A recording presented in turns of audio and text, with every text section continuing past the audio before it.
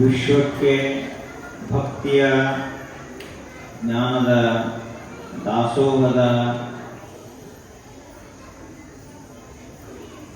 ಪರಿಕಲ್ಪನೆಯನ್ನು ಕೊಟ್ಟು ಈ ನಾಡನ್ನು ಭಕ್ತಿಮಯವಾಗಿ ಮಾಡಿದ ಜಗಜ್ಯೋತಿ ಭಕ್ತಿ ಭಂಡಾರಿ ಬಸವಣ್ಣನವರ ಪವಿತ್ರ ಅಡಿದಾವರಿಗಳಿಗೆ ನಮನಗಳನ್ನು ಸಲ್ಲಿಸಿ 12ನೇ ಶತಮಾನದಲ್ಲಿ ಆಗಿ ಹೋದ ಎಲ್ಲ ಶಿವಶರಣರ ಪವಿತ್ರ ಪಾದಪದ್ಮಗಳಿಗೆ ಭಕ್ತಿಯ ನಮನಗಳನ್ನು ಸಲ್ಲಿಸಿ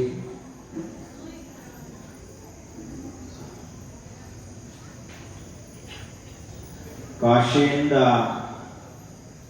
ಬೀಳೂರಿಗೆ ಬಂದು ನೆಲೆಸಿದ ಕಾಶಿಕಾಪುರಾಧಿನಾಥ ಕಾಲಭೈರವಂ ಭಜೆ ಅಂತ ಶಂಕರಾಚಾರ್ಯರು ಹೇಳ್ತಾರೆ. ಅಂತಹ ಕಾಶಿಯ ಒಡೆಯ ಕಾಲಭೈರವೇಶ್ವರ ಬೀಳೂರದಲ್ಲಿ ಬಂದು ನೆಲೆಸಿದ ಅಂತಹ ಬೀಳೂರ ಪುರಾಧೀಶನಾದ ಕಾಲಭೈರವೇಶ್ವರನಿಗೆ ಭಕ್ತಿಯಿಂದ ನಮಸ್ಕರಿಸಿ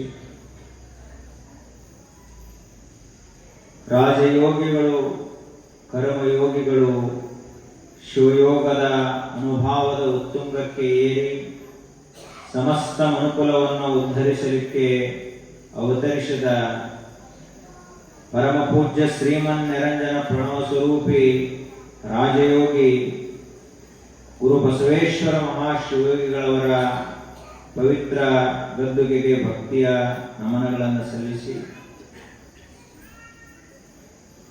ಪರಮಪೂಜ್ಯರಾದ ಶಿವಾನುಭಾವ ಸಂಪನ್ನರಾದ ಶ್ರೀಮನ್ ನಿರಂಜನ ಪ್ರಣವ ಸ್ವರೂಪಿ ಚನ್ನಬಸವೇಶ್ವರ ಶಿವಯೋಗಿಗಳವರ ದಿವ್ಯಗದ್ದುಗೆಗೂ ಹಣಿಮಣೆದು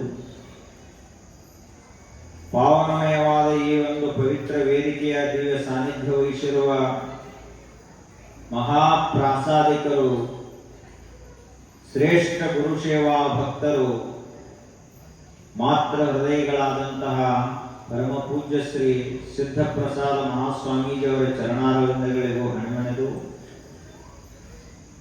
ತಮ್ಮ ಕಂಚನ ಕಂಠದ ಮೂಲಕ ಸುಮಧುರವಾದಂತಹ ಸಂಗೀತವನ್ನು ಮುಡಿಸ್ತಾ ಇರುವ ಗವಾಯಿಗಳಾದ ಸಿದ್ಧಾರೂಢ ಹೊರಳಿಯವರಲ್ಲಿ ಹಾಗೂ ಸಿದ್ಧರಾಜ ಮಾಲಿ ಪಾಟೀಲ್ ಅವರಲ್ಲಿಯೂ ಭಕ್ತಿಯ ಶರಣಾರ್ಥಿಗಳನ್ನು ಸಲ್ಲಿಸಿ ತಮ್ಮೆಲ್ಲರಿಗೂ ಶರಣಾರ್ಥಿಗಳು. ನೀವು ಹೇಳು ಕಲಿಬೇಕು. ಇದೊಂದು ಪರಂಪರೆಯಾದ ಬಸವ ಪರಂಪರೆಯಲ್ಲಿ ಶರಣಾರ್ಥಿಗಳು ಅಂತ ಯಾರಾದರೂ ಹೇಳಿದ್ರೆ ನೀವು ಎಲ್ಲರೂ ಕೈ ಮುಗಿದು ಏನ್ ಹೇಳಬೇಕು? ಶರಣಾರ್ಥಿಗಳು ಅಂತ ಹೇಳಬೇಕು. ನಾವು ಈಗ ನೋಡ್ತಾ ಇರುವಂತಹ ಪರಮ ಪಾವನಮಯವಾದಂತಹ ದಿವ್ಯ ಚರಿತ್ರೆ ಯಾವುದು ಅಂದ್ರೆ ಶಿವಶರಣರ ಚರಿತ್ರೆ.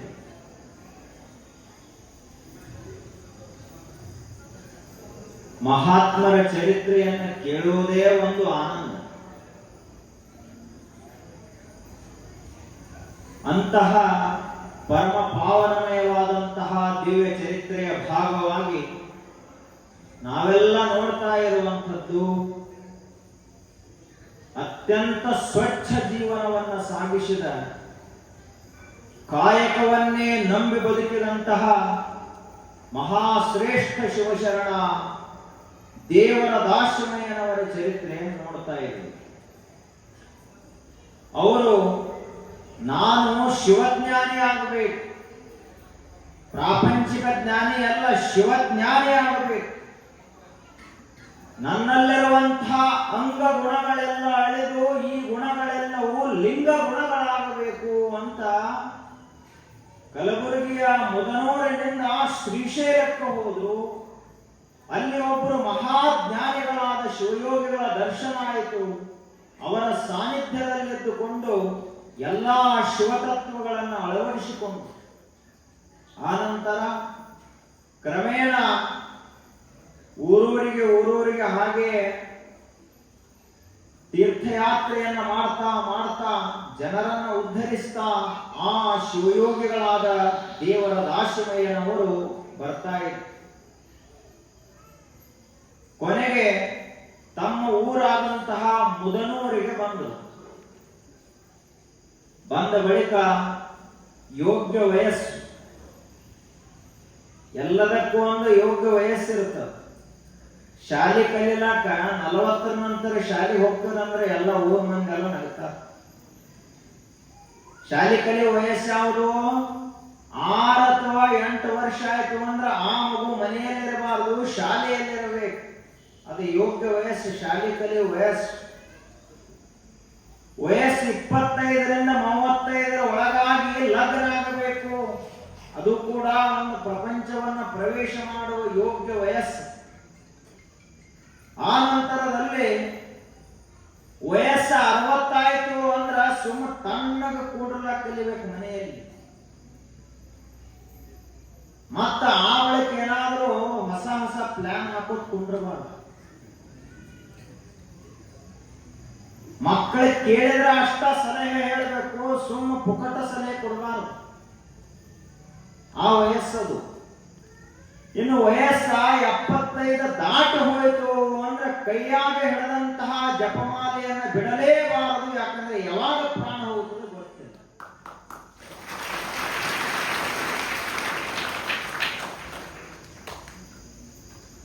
ಈಗ ಅಜ್ಜಗಳು ಜಪ ಮಾಡೋದಿಲ್ಲಿ ವಾಟ್ಸಪ್ ನೋಡ್ಕೊತ ಕೂತು ಬಿಡ್ತಾರೆ. ಅದಕ್ಕ ಎಲ್ಲದಕ್ಕೂ ಒಂದು ಯೋಗ್ಯವಾದಂತಹ ವಯಸ್ಸಂತದ. ಆ ವಯಸ್ಸಿನಲ್ಲಿ ಅದನ್ನೇ ಮಾಡಬೇಕು. ಅದು ಈ ನಿಸರ್ಗದತ್ತವಾದಂತಹ ನಿಯಮ. ಅದರಂತೆ ದೇವರ ದಾಸಮಯ್ಯನವರಿಗೂ ಪ್ರಾಪ್ತ ವಯಸ್ಸು 25ರಿಂದ 30 ವಯಸ್ಸಿನ ಒಳಗಿದ್ರು. ಆಗ ಅವರ ಮನೆಯಲ್ಲಿ ಕನ್ಯಾ ಅನ್ವೇಷಣೆಗೆ ಪ್ರಾರಂಭ ಮಾಡಿದ್ರು, ಲಗ್ನ ಮಾಡಬೇಕು ಅಂತ. ನಿಮ್ಮದೊಂದು ದೊಡ್ಡ ತರಬೇತಿನ ಅದ ಇದರೊಳಗೆ. ಈ ಲಗ್ನ ಮಾಡೋದಂದ್ರೆ ತಿಳಿಲಾದವ್ರಿಗೆ ಲಗ್ನ ಮಾಡ್ಲಕ್ ಬರುದಿಲ್ಲ. ಬಹಳ ಶಾಣ್ಯರ್ಬೇಕು ಲಗ್ನ ಮಾಡುವಂಥವ್ರು. ಅದಕ್ಕ ವಧು ಅನ್ವೇಷಣೆ ಮಾಡುವಾಗಲೇ ವರನ ಅನ್ವೇಷಣೆ ಮಾಡುವಾಗಲೇ ಮನೆಯವರು ಅಷ್ಟ ಹೋಗುವುದಿಲ್ಲ, ಊರಾಗ 4 ಜನ ಹಿರಿಯರನ್ನ ಕರ್ಕೊಂಡು ಹೋಗ್ತಾರೆ. ಯಾಕೆ ಅಂದ್ರ ಇಲ್ಲಿ ಅಕಸ್ಮಾತ್ ತಿಳಿಲಾದವ್ರು ಹೋಗಿ ನಿಶ್ಚಯ ಮಾಡ್ಕೊಂಡು ಬಂದ್ರ ಮುಂದೇನಾದ್ರೂ ತಪ್ಪಾಯ್ತಂದ್ರ ನಾವ ಜವಾಬ್ದಾರ ಆಗ್ತೀವಿ ಅಂತ ಅವ್ರು ಅಂಜಿಕೆ.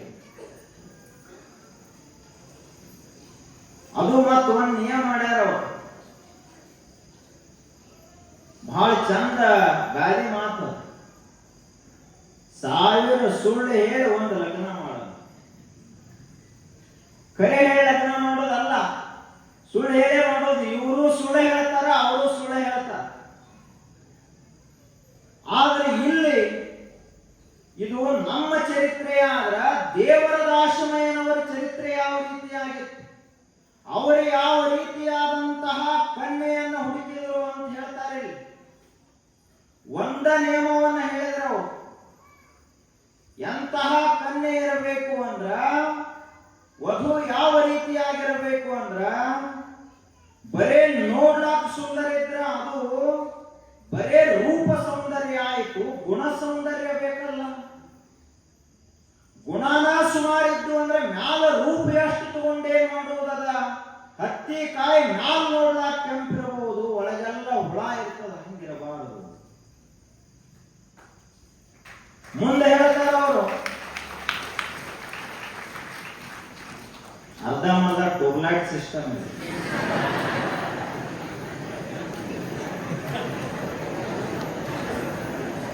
ಮುಂದೆ ಹೇಳ್ತಾರ ಅವರು, ಎಂತಹ ಕನ್ಯೆ ಇರಬೇಕು. ಇಡೀ ಮನೆ ಪುರುಷನ ಮ್ಯಾಲ ಬರೀ ಆರ್ಥಿಕವಾಗಿ ನಿಲ್ಲಬಹುದು, ಸಂಸ್ಕಾರದಿಂದ ಒಂದು ಮನೆ ಗಟ್ಟಿಯಾಗಿ ನಿಲ್ಲಬೇಕಾಗಿತ್ತು ಅಂದ್ರ ಆ ಮನೆಯಲ್ಲಿರುವಂತಹ ಹೆಣ್ಮಗಳ ಮ್ಯಾಲ ನಿಲ್ತದ. ಆ ಮನೆ ಹೆಣ್ಮಗಳಿಗೆ ಬಹಳ ದೊಡ್ಡ ಜವಾಬ್ದಾರಿ ಅದ. ಇಡೀ ಭಾರತೀಯ ಸಂಸ್ಕೃತಿಯ ಆಧಾರಭೂತವಾದ ಮೂಲ ಅಡಿಪಾಯ ಯಾರು ಅಂದ್ರೆ ಭಾರತ ದೇಶದ ಮಹಿಳೆ ಅಂತ ಹೇಳ್ತಾರೆ. ಹಂಗ ಇಲ್ಲಿ ದೇವರ ದಾಸಮಯ್ಯನವರು ಒಂದು ನಿಯಮ, ನಮ್ಮ ನಿಯಮ ಬೇರೆ ಬೇರೆ ಇರ್ತಾವ. ಅವರು ನೌಕರಿ ಮಾಡ್ತಿರ್ಬೇಕು. BA ಮುಗಿಸಿದವ್ರಿಗೆ ಈಗ ಯಾರು ತಗೊಳ್ಳೋದಿಲ್ಲ. BSc ಮುಗಿಸಿರ್ಬೇಕು, ಸೈನ್ಸ್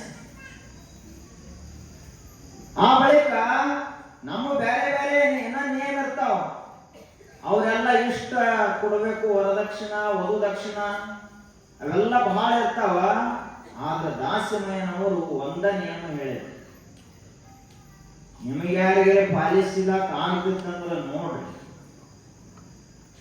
ಏನು ನಿಯಮ ಅಂತ ಕೇಳಿದ್ರ, ನೀರು ಇರಲಾರದನ ಅಕ್ಕಿಯನ್ನ ಕುದಿಸಿ ಅನ್ನ ಮಾಡಿ ನೀಡಬೇಕು, ಆ ಸತಿಯನ್ನು ನಾನು ಲಗ್ನ ಆಗ್ತೀನಿ ಅಂತ ಹೇಳ್ತಾರೆ. ಎಂಥ ನಿಯಮ ಇದು! ನೀರಿರಲಾರದನ ಅಕ್ಕಿ ಕುದಿಸಿ ಅನ್ನ ಮಾಡಿ ನೀಡಬೇಕು, ಅಂತಹ ಕನ್ಯೆ ಯಾರಾಗಿದ್ದರೂ ಸರಿ ನಾನು ಲಗ್ನ ಆಗ್ತೀನಿ ಅಂತ ಹೇಳಿದರು. ಸುದೈವಕ್ಕ ಇವರ ಶಿವಜ್ಞಾನಕ್ಕೆ ಒಲಿದು ಅದೇ ಕಲಬುರಗಿಯ ಜಿಲ್ಲೆಯ ಒಂದು ಗ್ರಾಮದಲ್ಲಿ ಮಹಾದೇವಿ ಮತ್ತು ಮಲ್ಲಿನಾಥ ಅನ್ನುವಂತಹ ಇಬ್ಬರು ಬಹಳ ಶ್ರೇಷ್ಠ ದಂಪತಿಗಳಿದ್ರು. ಸಜ್ಜನ ಸದಾಚಾರಿಗಳಾದ ದಂಪತಿಗಳಿದ್ದು,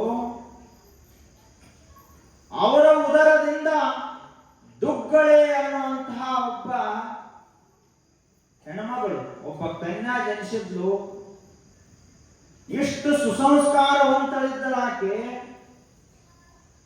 ನಾ ಮಾಡ್ತಾನಂತಂದ ನೀರೆಲ್ಲಾರ್ದರ ಅಕ್ಕಿಯನ್ನು ಕುದಿಸಿ ಅನ್ನ ಮಾಡಿ ನೀಡ್ತೀನಿ ಅಂತ ಈ ಸವಾಲನ್ನು ಸ್ವೀಕರಿಸಿದ್ಲು. ಅವರ ಮನೆಯಲ್ಲಿ ಒಬ್ಬರು ಗುರುಗಳು ಬಂದರು. ಬಂದ ಬಳಿಕ ಆ ಗುರುಗಳ ಪಾದ ಪೂಜೆಯನ್ನು ಮಾಡಿ ಗುರು ಪಾದೋದಕ, ಲಿಂಗ ಪಾದೋದಕ, ಜಂಗಮ ಪಾದೋದಕ ಅಂತ 3 ಪಾದೋದಕಗಳನ್ನ ಹಾಕಿ ಅಕ್ಕಿ ಹಾಕಿದ್ಲು. ಅಕ್ಕಿ ಕುದ್ದ ಅನ್ನ ಆಯಿತು. ಯಾಕ ಅನ್ನ ಆಯಿತು ಅಂದ್ರೆ ನೀರಿನಿಂದ ಕುದ್ದ ಅನ್ನ ಅಲ್ಲ, ಅದು ಪಾದೋದಕದಿಂದ ಅದು ಮಹಾಪ್ರಸಾದವಾಯಿತು, ಅನ್ನವಾಯಿತು. ಅವಾಗ ದಾಸಮಯ್ಯನವರಂದ್ರು, ಇಂತಹ ಆಧ್ಯಾತ್ಮಿಕ ಸಂಸ್ಕಾರ ಇದ್ದ ಹೆಣ್ಮಗಳನ್ನೇ ನಾನು ಲಗ್ನ ಆಗುವುದು ಅಂತ ಲಗ್ನ ಆದ. ಆ ಬಳಿಕ ಇಬ್ಬರು ಸತಿಪತಿಗಳು ಹೆಂಗಿದ್ರು ಅಂದ್ರ, ಸತಿಪತಿಗಳು ಒಂದಾದವನ ಭಕ್ತಿ ಹಿತವಾಗಿಪ್ಪುದು ಶಿವಂಗೆ. ಸತಿಪತಿಗಳು ಒಂದಾಗದವನ ಭಕ್ತಿ ಅಮೃತದೊಳು ವಿಷ ಬೆರೆಸಿದಂತೆ ಕಾಣ ರಾಮನಾಥ ಅಂತ ದಾಸ್ಯಮಯ್ಯನವರೇ ಹೇಳ್ತಾರೆ.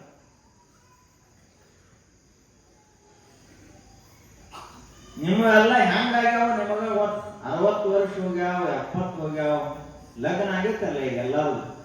ತುಸು ಮಂದಿ ಆಗುದೈತ್, ತುಸು ಮಂದಿ ಹೊತ್ತು ಮೊದಲಾಕ ಬಂದೈತಿ. ಒಟ್ಟು ಹೆಂಗೋ 2 ಎತ್ತು ಹೂಡಿ ಬಿಟ್ಟಾರ ಹಿರಿಯರನ್ನ ಕೂಡಲೇ. ಒಂದು ಈ ಕಡೆ ಹೋಗಲಿ, ಈ ಕಡೆ ಬಿಡ್ಲಾಕಂತೂ ಬರುದಿಲ್ಲ. ಅವ್ನು ಕುಡುಕಿದ್ರು ಇವ್ರ ಸೇವಾ ಮಾಡಬೇಕು, ಅವ್ರು ಹುಚ್ಚಿದ್ರು ಕೂಡ ಇವ್ರು ಜಪ್ಕೊಂಡು ಹೋಗ್ಬೇಕು. ಆದ್ರೆ ಇಲ್ಲಿ ಹೇಳ್ತಾರ ಅವರು, ಸತಿಪತಿಗಳು ಒಂದಾದವನ ಭಕ್ತಿ ಹಿತವಾಗಿಪ್ಪುದು ಶಿವಂಗೆ. ಪರಮಾತ್ಮ ಯಾರಿಗೆ ಒಲಿತಾನಂದ್ರ, ಇಬ್ಬರು ಕೂಡ ಗುರುಗಳ ಸೇವೆಯನ್ನ ಮಾಡಿದ್ರ, ಇಬ್ಬರು ಕೂಡಿಯೇ ಪರಮಾತ್ಮನ ಪೂಜೆಯನ್ನ ಮಾಡಿದ್ರ, ಅವಾಗ ದೇವರ ಅವರಿಗೆ ಒಲಿತಾನ ಅಂತ ಹೇಳ್ತಾರೆ. ಆದ್ರ ಒಂದು ವೇಳೆ ಇವರಿಬ್ಬರು ಬೇರೆ ಬೇರೆ ದಿಕ್ಕಿನ ಕಡೆಗೆ ಇದ್ರ, ಅವರು ಒಬ್ಬರು ದಿನಂಪ್ರತಿ ಪ್ರವಚನ ಕೇಳಕ್ ಬರುದು, ಇನ್ನೊಬ್ಬರು ಹೋಗಿ ಊರಾಗ ಕಟ್ಟಿ ಕೂತ ಪಂಚಾಯತ್ ಸುದ್ದಿ ಮಾತಾಡುದು. ಹಿಂಗ ಮಾಡಿದ್ರು ಅಂದ್ರ ಅವರಿಬ್ಬರದು ತಾಳ ಮೇಳ ಹೊಂದುವುದಿಲ್ಲ, ವಿಚಾರ ಹೊಂದುವುದಿಲ್ಲ, ಮನೆ ಒಡೆದು ಹೋಗುತ್ತದ ಅಂತ ಹೇಳ್ತಾರ. ಅದಕ್ಕಾಗಿ ಸತಿಪತಿಗಳಾದಂಥವರು ಬಹಳಷ್ಟು ಭಕ್ತಿವಂತರಾಗಿರಬೇಕು, ಇಬ್ಬರು ಕೂಡಿಯೇ ಭಕ್ತಿಯನ್ನು ಮಾಡಬೇಕು. ಅದನ್ನ ಅವರು ಹೇಳ್ತಾರೆ ಇಲ್ಲಿ. ಅವ್ರದ್ದು ನೂಲು ಕಾಯಕ, ಬಟ್ಟೆಯನ್ನ ನೇಯ್ತಾ ಇದ್ರು ದಾಸ್ಯಮಯ್ಯನವರು. ಹೆಂಗ ನೇಯ್ತಿದ್ರು ಅನ್ನೋದು ಬಹಳ ಮುಖ್ಯದ. ಬಹಳ ಮಂದಿ ಬಟ್ಟೆ ನೇಯ್ತಾರ, ಆದ್ರ ದಾಸ್ಯಮಯ್ಯನವರು ಬಟ್ಟೆಯನ್ನ ನೇಯ್ದ್ರು. ಹೆಂಗ ನೇಯ್ದ್ರು? ಆ ಬಟ್ಟೆಯನ್ನ ನೇಯುವಾಗ ಸದಾ ಕಾಲ ಓಂ ನಮಃ ಶಿವಾಯ, ಓಂ ನಮಃ ಶಿವಾಯ, ಓಂ ನಮಃ ಶಿವಾಯ ಅಂತ ಜಪ ಮಾಡ್ಕೋತ ನೇಯ್ತಾ ಇತ್ತು. ಆ ನೂಲನ್ನ ಹಿಂದುವಂತಹ ದುಗ್ಗಳೆಯು ಕೂಡ ಓಂ ನಮಃ ಶಿವಾಯ ಎನ್ನುವ ಮಹಾಮಂತ್ರವನ್ನು ಜಪ ಮಾಡ್ತಾ ಹಿಂಡ್ತಾ ಇತ್ತು. ವಿಚಾರ ಮಾಡ್ರಿ, ಅದಕ್ಕ ಹೇಳ್ತಾರೆ ಯಾವುದೇ ಒಂದು ಕೆಲಸ ಮಾಡೋ ಮುಂದೆ ನಾವು ಏನು ಮನಸ್ಸಿನಲ್ಲಿ ಭಾವನಾ ಮಾಡಿಕೊಂಡು ಮಾಡ್ತೀವಲ್ಲ ಹಂಗ ಆ ಕೆಲಸದ ಮೇಲೆ ಅದ್ರ ಪ್ರಭಾವ ಆಗುತ್ತೆ. ಸಿಟ್ಟಿಗೆದ್ದು ನೀವು ರೊಟ್ಟಿ ಬಡೀರಿ, ಉಂಡ ಊರಾಗ ಹೋಗಿ ಜಗಳ ತೆಗೆದು ಬಿಡ್ತಾನ. ಏನು ದಿನ ಬಡಿದವಂತ ನಮ್ಮ ಕರ್ಮಕ್ಕಿದು. ಅದಕ್ಕೆ ಈಗ ರೊಟ್ಟಿ ಬಡಿದ ಬೇಡ ಅಂತ ಅವ್ರು ಚಪಾತಿ ಮಾಡ್ಲತ್ತಾರೆ ಎಲ್ಲ ಹೆಣ್ಮಕ್ಳು. ರೊಟ್ಟಿನ ಕಡಿಮೆ ಆಗ್ಯಾವ. ಆದ್ರ ಅವರಿಬ್ಬರ ಭಾವ ಹೆಂಗಿತ್ತು ನೋಡ್ರಿ. ಕೆಲಸ ಮಾಡೋ ಮುಂದೆ, ನೀವು ಹೊಲದಾಗ ಕೆಲಸ ಮಾಡೋ ಮುಂದೂ ಕೂಡ ಕೈ ಕೆಲಸ ಮಾಡ್ತಿರಬೇಕು, ಮನಸ್ಸಿನಲ್ಲಿ ಶಿವನಾಮ ಸ್ಮರಣ ನಡೆದಿರಬೇಕು, ಗುರುನಾಮ ಸ್ಮರಣ ನಡೆದಿರಬೇಕು. ಅದು ಏನಾಗುತ್ತದಂದ್ರೆ ಬರೀ ಕಾಯಕವಾಗುವುದಿಲ್ಲ, ಶಿವ ಕಾಯಕವಾಗುತ್ತದ, ಗುರು ಸೇವೆ ಆಗುತ್ತದ ಅಂತ ಹೇಳ್ತಾರೆ. ಹಂಗ ದಾಸಿಮಯ್ಯನವರು ನೇಯ್ತಾ ಇದ್ರು. ಒಂದು ದಿವ್ಯಾಂಬರವನ್ನೇ ನೇಯ್ದು, ಪೀತಾಂಬರವನ್ನೇ ನೇಯ್ದ ಬಳಿಕ ಅಲ್ಲಿಯೇ ಸಿದ್ದಾಪುರ ಅಂತ ಒಂದು ಊರ. ಆ ಊರಿನಲ್ಲಿ ಸಂತೆ ನಡೀತಿತ್ತು. ಸಂತಿಗೆ ಈ ಅರಿವೆಯನ್ನು ಮಾರಲಿಕ್ಕೆ ಹೋದ ಬಳಿಕ ಮುಂಜಾನೆಯಿಂದ ಸಂಜೆವರೆಗೆ ಕುಂತರೂ ಕೂಡ ಇವರ ಅರಿವೆಯನ್ನು ನೋಡುವುದು, ಇಷ್ಟು ಸುಂದರವಾದ ಅರಿವೆಯನ್ನು ಕೊಳ್ಳುವ ಸಾಮರ್ಥ್ಯ ನಮಗಿಲ್ಲ ಅಂತೆಲ್ಲರೂ ಹಂಗ ಹೋಗ್ತೀವಿ. ಸಂಜೆಯವರೆಗಾದರೂ ಕೂಡ ಈ ಶಿವಭಕ್ತ ನೇಯ್ದಂತಹ ದಿವ್ಯಾಂಬರವನ್ನು ಯಾರೂ ಕೂಡ ಕೊಂಡ್ಕೊಳ್ಳಕ ಮುಂದೆ ಬರಲಿಲ್ಲ. ಅವಾಗ ಇನ್ನೇನಪ್ಪ ಹೊತ್ತು ಮುಳುಗುವುದು ಬಂತು ಅಂತ ಆ ಅರಿವಿ ತಗೊಂಡು ಇವರು ಊರಿಗೆ ಬರ್ತಾ ಇದ್ರು. ದಾರಿ ಒಳಗ ಚಳಿಗಾಲದ ಸಮಯದಲ್ಲಿ ಒಬ್ಬ ಸಾಧು, ಒಬ್ಬ ಜಂಗಮ ಮೂರ್ತಿ, ಶಿವಯೋಗಿ ಮೂರ್ತಿ ನಡುಕೋತ ಮಲ್ಕೊಂಡಿದ್ದ. ಚಳಿಗಾಲದ ಸಮಯದಲ್ಲಿ ಬಹಳ ಥಂಡಿ. ಅವನಿಗೇನು ಮೈ ಮೇಲೆ ಹಚ್ಕೊಳಕ್ಕೂ ಏನೂ ಇರಲಿಲ್ಲ. ನಡುಕೋತ ಮಲ್ಕೊಂಡಿದ್ದ. ಅವ ನಡುಗುವುದನ್ನ ನೋಡಿ ದಾಸಿಮಯ್ಯನವರ ಅಂತಃಕರಣ ಕರಗಿತು. ಅದೇನು ಪೀತಾಂಬರವನ್ನು ಮಾರಲಿಕ್ಕೆ ಅಂತ ಓದಿದ್ರು, ಅದನ್ನ ಅವನ ಮೈ ಮೇಲೆ ತಂದು ಹಚ್ಚಿ, ನೀನು ಸಂತೋಷವಾಗಿರು, ಈ ಚಳಿಯಿಂದ ಮುಕ್ತನಾಗು ಅಂತ ಅವನಿಗೆ ಹಚ್ಚಿಬಿಟ್ರು. ಹರಿದ ಅರಿವೆ ಸಹಿತ ದಾನ ಮಾಡುವುದಿಲ್ಲ ಕೆಲವೊಂದಿಷ್ಟು ಮಂದಿ. ಆದ್ರೆ ಇವ್ರು ಹೆಂಗದಾರ ನೋಡ್ರಿ, ದಿವ್ಯಾಂಬರ ಪೀತಾಂಬರ ಯಾವುದಕ್ಕೆ ಸಾವಿರ ಸಾವಿರ ಬೆಲೆಯೋ ಅಂತಹನ್ನೇ ಅವನಿಗೆ ಹಚ್ಚಿಬಿಟ್ರು. ಅವಾಗ ಆ ಶಿವಯೋಗಿ ಅಂದ, ಇದ್ಯಾಕೆ ನನಗ ಎಲ್ಲವನ್ನು ಬಿಟ್ಟಂತಹ ವೀರ ವಿರಾಗಿ ನಾನು, ನನಗೆ ಯಾವುದರ ಅವಶ್ಯಕತೆ ಅದ, ಏನೇನು ಬೇಡ, ನಿನ್ನ ಅರಿವೇನ ನಿನ್ನ ತಗೊಂಡು ಹೋಗು ಅಂತ ಅವ ಹೇಳಿದ. ಅವಾಗ ಈ ದಾಸಮಯ್ಯನವರು ಹೇಳಿದರು, ಒಮ್ಮೆ ಕೊಟ್ಟಂತಹ ವಸ್ತು ಅದು ಶಿವನಿಗೆ ಕೊಟ್ಟಂಗಾಯ್ತು, ಮರಳಿ ತಗೊಳ್ಳೋದಿಲ್ಲ ಅಂತ ದಾಸಮಯ್ಯನವರು ಹೇಳಿದರು.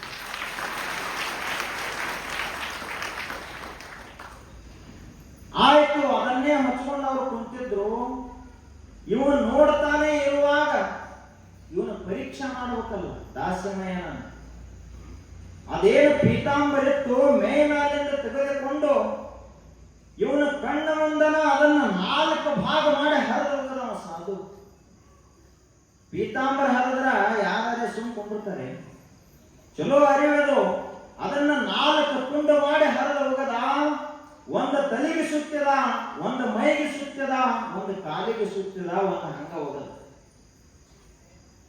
ದಾಸಿಮಯ್ಯನವರ ಮುಖದಲ್ಲಿ ಏನಾದ್ರೂ ಬದಲಾವಣೆ ಆಗಬೇಕಲ್ಲ, ಏನೇನು ಬದಲಾವಣೆ ಆಗಲಿಲ್ಲ. ಹೆಂಗ ನಿರ್ಲಿಪ್ತರಾಗಿದ್ರು ಹಂಗ ನೋಡ್ಕೋತ ನಿಂತು. ಆ ಬಳಿಕ ನಕ್ಕೋತನ ಅವರು ತಮ್ಮ ಊರಿಗೆ ಬಂದ್ರು. ಮನೆಗೆ ಬಂದ ಬಳಿಕ ಹೆಂಡತಿಯಾದ ದುಗ್ಗಳಿಗೆ ಈ ಮಾತನ್ನ ಹೇಳಿದ್ರು, ಇವತ್ತು ಹಿಂಗ ಸಂತಿಗೆ ಹೋಗಿದ್ನಿ, ಮಾರಲಿಲ್ಲ, ಹಂಗಾದನ್ನ ತಗೊಂಡು ಬರುವಾಗ ಸಾಧುಗಳೇ ಬೇಕಾದ್ರು, ಚಳಿಯಿಂದ ನಡುಗ್ತಾ ಇದ್ರು, ಪೀತಾಂಬರವನ್ನು ಅವರಿಗೆ ಕೊಟ್ಟ ಬಂದೆ. ಅವರನ್ನು ಒತ್ತುಕೊಳ್ಳೂ ಇಲ್ಲ, ಎಲ್ಲ ಹರಿದು ಹಾಕಿದ್ರು. ನನಗೇನು ಮನಸ್ಸಿಗೆ ಬೇಜಾರಾಗಲಿಲ್ಲ, ಆದ್ರೆ ನಿನಗೂ ವಿಷಯ ಗೊತ್ತಿರಲಿ ಅಂತ ಹೇಳಿದ್ರು. ಆ ದುಗ್ಗಳೆ ಅಂದ್ರು ಅದೇನು ಬಹಳ ದೊಡ್ಡ ವಿಷಯ ರೀ ಅಂತಂದ. ಇಂದ ನಾವು ನೇಯ್ದಿವಿ ಅಂದ್ರೆ ಒಂದೆಲ್ಲ ಒಂದು ದಿವಸ ಒಳಗೆ ಅದು ಹರಿಯಲೇಬೇಕಾ ಅರಿವೆ. ಒಂದು 100 ವರ್ಷದ ನಂತರ ಹರಿದ್ರೆ ಏನು, ಇವತ್ತ ಹರಿದ್ರೆ ಏನು, ಹರಿದು ಹೋಗುವುದಾದ ಅರಿವೆ ಅಂತ ಹೇಳಿದ್ಲ. ಆಕೆಯೂ ಕೂಡ ಹೇಗಿದ್ಲು ಅಂದ್ರ, ಒಂದು ಸಾರಿ ಮನೆಯಲ್ಲಿ ದಾಸಿಮಯ್ಯನವರು ಇರಲಿಲ್ಲ. ಅವಾಗ ಯಾರೋ ಭಿಕ್ಷಾ ಬೇಡಲಾಕ ಬಂದ್ರು, ಭಿಕ್ಷುಕರು ಬಂದ ಬಳಿಕ ಮನೆಯಲ್ಲಿ ನೋಡಿದ್ರು ಏನೂ ಇರಲಿಲ್ಲ. ತವರ ಮನೆಯವರು ಲಗ್ನದೊಳಗೆ ಹಾಕಿದಂತಹ ಬಂಗಾರದ 2 ಬಳೆಗಳಿದ್ದು, ಆ ಬಳೆಗಳನ್ನೇ ಉಚ್ಚಿ ಆ ಭಿಕ್ಷುಕ ಏನು ಬಂದಿದ್ದ ಅವನ ಜೋಳಿಗೆಗೆ ಹಾಕಿ ಬಿಟ್ಟಿದ್ದಲ್ಲ. ಇಂಥಾಕೆ ಯಾರು ಅಂದ್ರ ದುಗ್ಗಳೆ ಅಂತ ಹೇಳ್ತಾರೆ.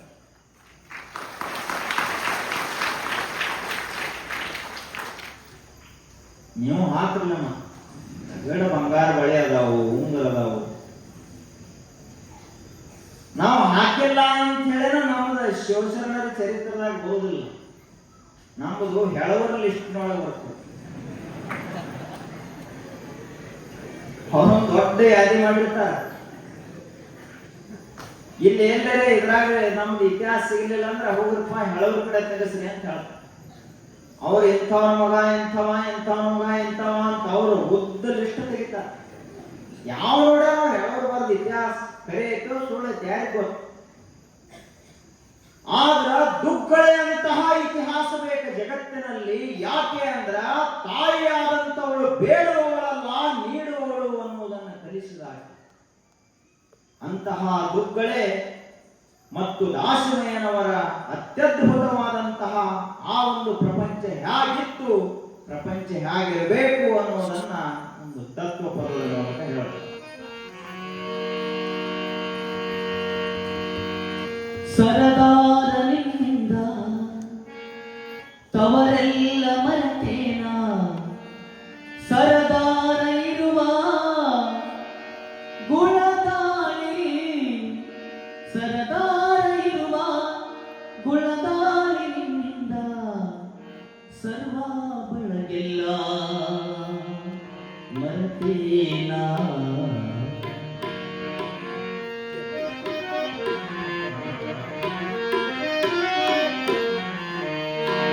ಗಂಡ ಹೆಂಡರು ಚಂದ, ಗಂಧ ಕುಂಕುಮ ಚಂದ.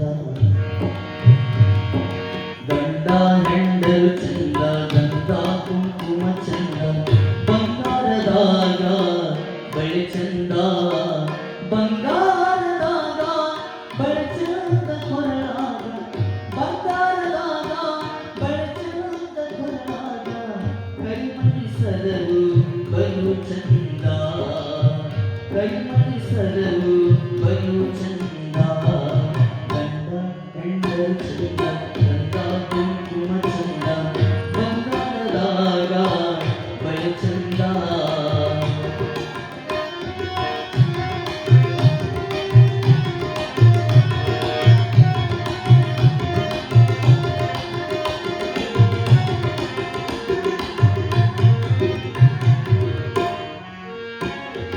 ಸರದಾರ ನಿನ್ನಿಂದ ತವರೆಲ್ಲ ಮರೆತೇನ, ಸರದಾರ ನಿನ್ನಿಂದ ತವರೆಲ್ಲ ಮರೆತೇನ. ಸರದಾರ ಇರುವ ಗುಣದಾಳಿ, ಸರದಾರ ಕಟ್ಟಿರುವ ಗುಣದಾಳಿ ನಿನ್ನಿಂದ, ಸರದಾರ ಕಟ್ಟಿರುವ ಗುಣದಾಳಿ ನಿನ್ನಿಂದ. ಸರ್ವ ಬೆಳಗೆಲ್ಲ ಮರೆತೇನ, ಸರ್ವ ಬೆಳಗೆಲ್ಲ ಮರೆತೇನ. ಗಂಡ ಹೆಂಡರು ಚಂದ, ಗಂಧ ಕುಂಕುಮ ಚಂದ. ಬಂಗಾರದಾಗ ಬಳೆ ಚಂದ.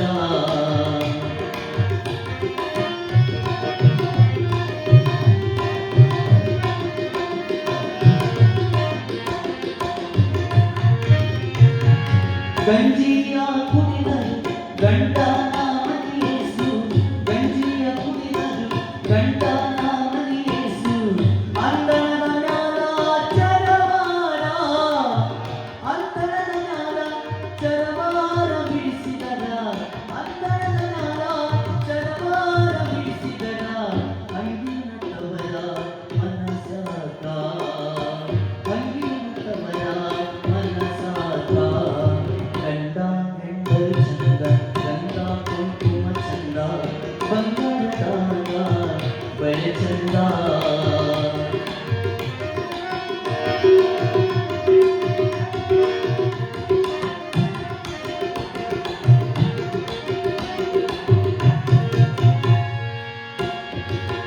ಗಂಡ ಹೆಂಡತಿ ಜಗಳ ಗಂಧ ತೀರಿದಾಗ ಲಿಂಗನ ನೀರು ಎರೆದಾಗ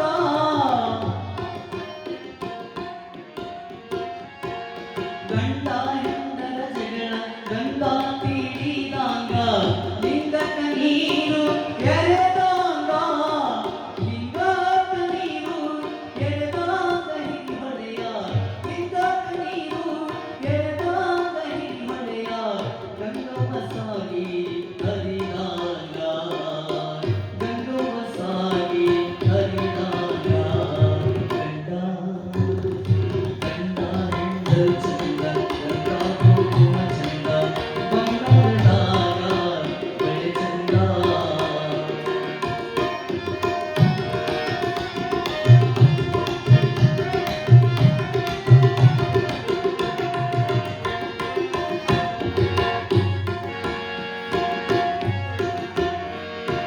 ತಂಗಾಳು ರೊಟ್ಟಿಲ್ಲ ತಂಗಿ ಬೀಗತಿಲ್ಲ ತಾಯಿ ಬೈದವಳು ಮಗಳಲ್ಲ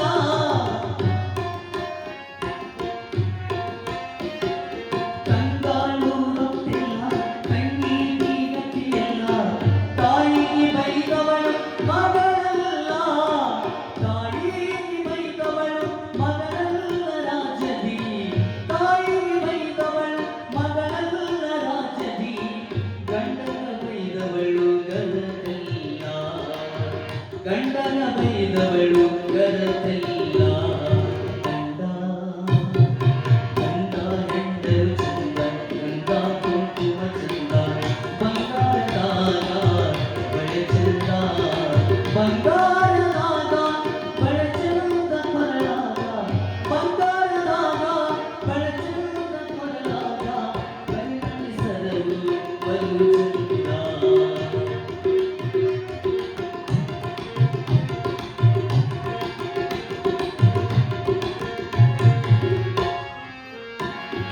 ಮಡದಿನ ಬಡದಾನ ಮನದಾಗ ಮರುಗಾನ ಮಡದಿನ ಬಡದಾನ ಮನದಾಗ ಮರುಗಾನ ಒಳಗೋಗಿ ಸರಗಿಡಿದು ಕೇಳಾನ ಒಳಗೋಗಿ ಸರಗಿಡಿದು ಕೇಳಾನ ನನ್ನ ರಾಯ ಒಳಗೋಗಿ ಸರಗಿಡಿದು ಕೇಳಾನ ನನ್ನ ರಾಯ ನಾನು ಚಂದಿಲ್ಲ ತವರ ಚಂದಾನ ನಾನು ಚಂದಿಲ್ಲ ತವರ ಚಂದಾನ ಗಂಡ ಹೆಂಡರು ಚಂದ ಗಂಧ ಕುಂಕುಮ ಚಂದ ಬಂಗಾರದಾಗ ಬಳೆ ಚಂದ ಬಂಗಾರದಾಗ ಬಳೆ ಚಂದ ಕೊರಳಾಗ ಬಂಗಾರದಾಗ ಬಳೆ ಚಂದ ಕೊರಳಾಗ ಕೈಮಣಿಸರವು ಬಲು ಚಂದ ಕೈಮಣಿಸರವು ಕೈಮಣಿಸರವು ಬಲು ಚಂದ.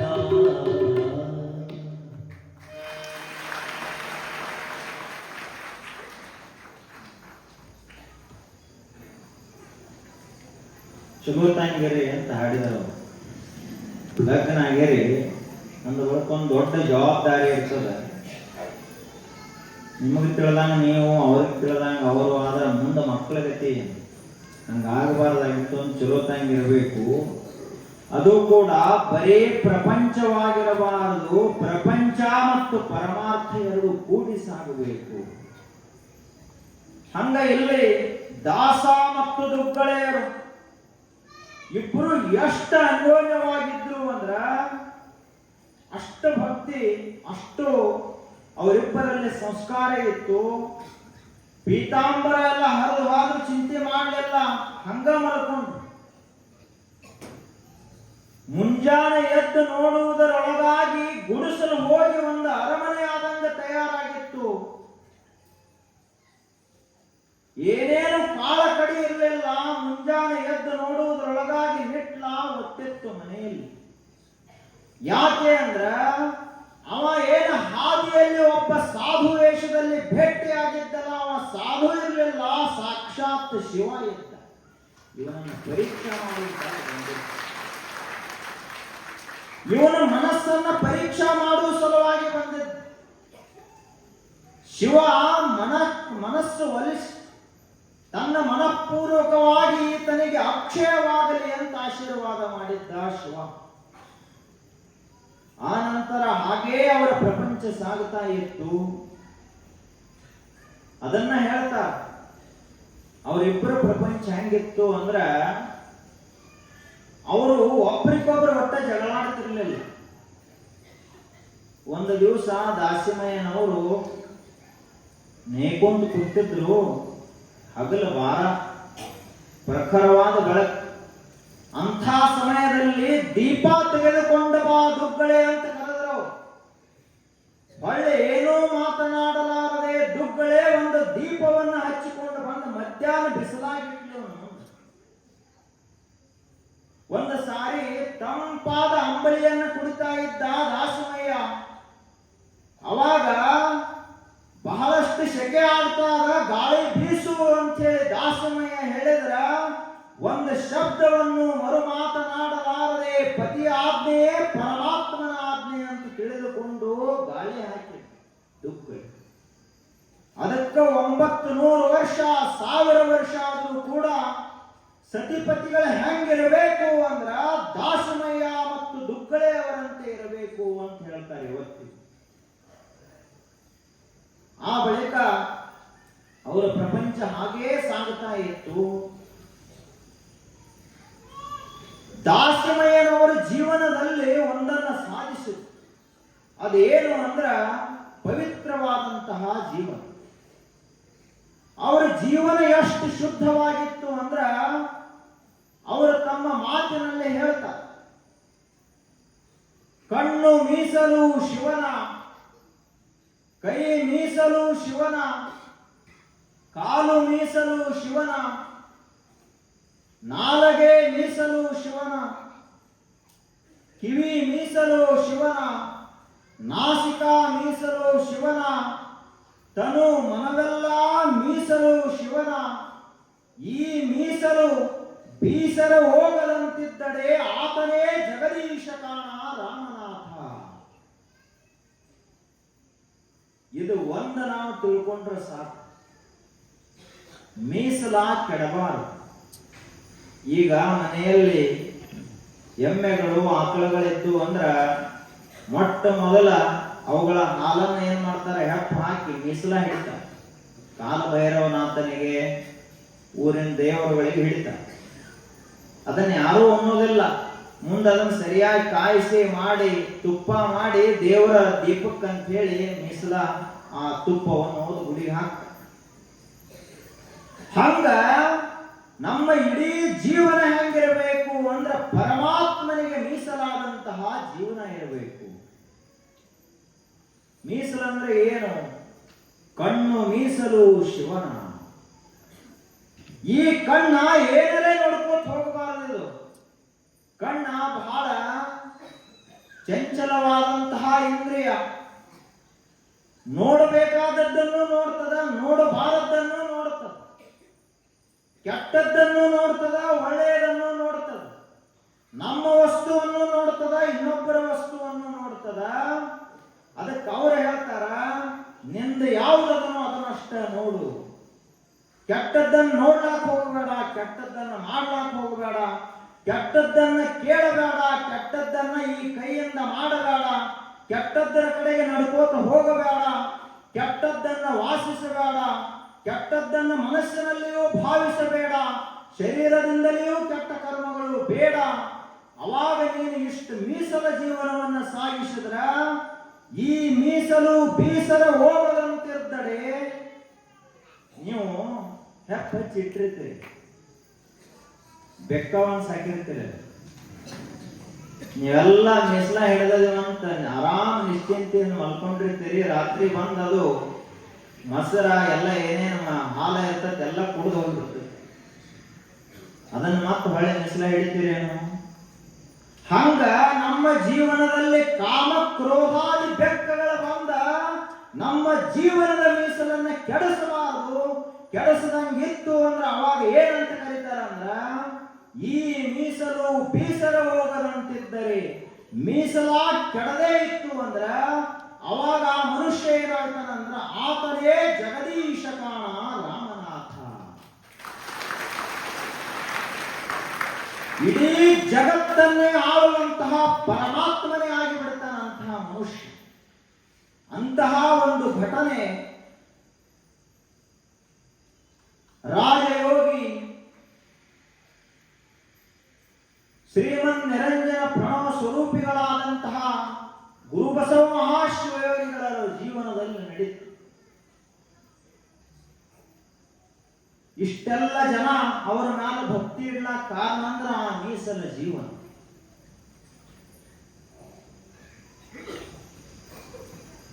ಅವರು ವಯಸ್ಸಿನಲ್ಲಿ ಯೋಗಿಗಳ ಹಂಗ ಇರ್ತಾರೆ.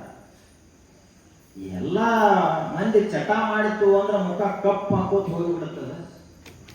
ಏನು ಹುಡುಗ ಇನ್ನ 25-30 ವರ್ಷ ಆಗ್ಯದ, ಇಷ್ಟರೊಳಗನ ಮುಖ ಕಪ್ಪು ಹೊಡೆದೈತಲ್ಲ ಅಂತ ಕೇಳಿದ್ರ ಅವ ಏನಾದ್ರೂ ಚಟ ಮಾಡ್ತಿರ್ಬೇಕು, ಅದಕ್ಕೆ ಅವನ ಮುಖ ಕಪ್ಪಾಗಿರುತ್ತೆ. ಅವನ ಚರಿತ್ರ ಸರಿಯಾಗಿರುವುದಿಲ್ಲ. ಅದಕ್ಕಾಗಿ ಆ ಮನುಷ್ಯನಲ್ಲಿ ಶಕ್ತಿ, ಸಾಮರ್ಥ್ಯ, ಓಜ, ತೇಜ, ಬಲ ಇರುವುದಿಲ್ಲ. ಯಾವನಲ್ಲಿ ಧೈರ್ಯ ಇರ್ತದಂದ್ರ, ಯಾವನಲ್ಲಿ ಅಂತಹ ಚಾರಿತ್ರ್ಯ ಇರ್ತದಲ್ಲ, ಅವನಲ್ಲಿ ಧೈರ್ಯ, ಬಲಗಳಿರ್ತಾವ.